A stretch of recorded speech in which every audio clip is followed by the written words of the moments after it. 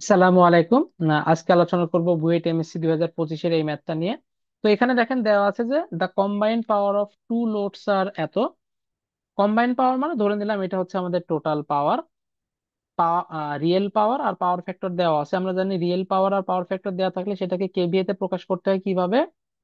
P divided by PF angle, যেহেতু lagging তাহলে plus cos inverse power factor angle.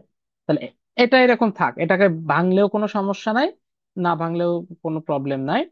একটা load দেওয়া আছে যে 20 কেভিএ, এত লিডিং, তাহলে যেহেতু কেভিএ আছে এটাকে ডিরেক্ট এভাবে লিখবো, লিডিং যেহেতু তাহলে মাইনাস কজ ইনভার্স 0.96।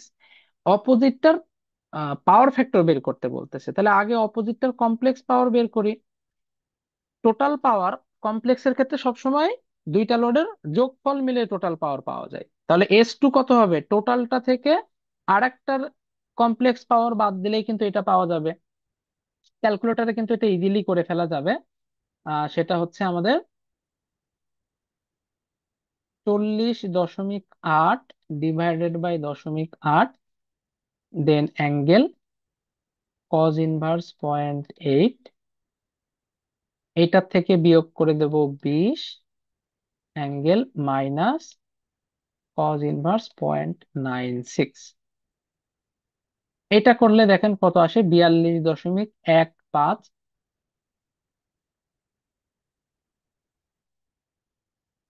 অ্যাঙ্গেল 59.176।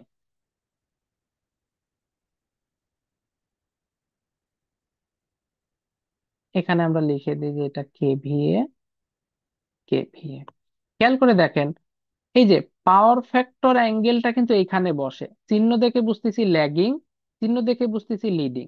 তাহলে এখানকার চিহ্ন প্লাস আসছে, তার মানে এটা ল্যাগিং। আর এটা পাওয়ার ফ্যাক্টর অ্যাঙ্গেল, তাহলে পাওয়ার ফ্যাক্টর অফ লোড 2 কত হবে? কজ ওই অ্যাঙ্গেলটা, এবং বোঝাই যাচ্ছে যেহেতু প্লাস আসছে তাহলে এটা ল্যাগিং আসবে।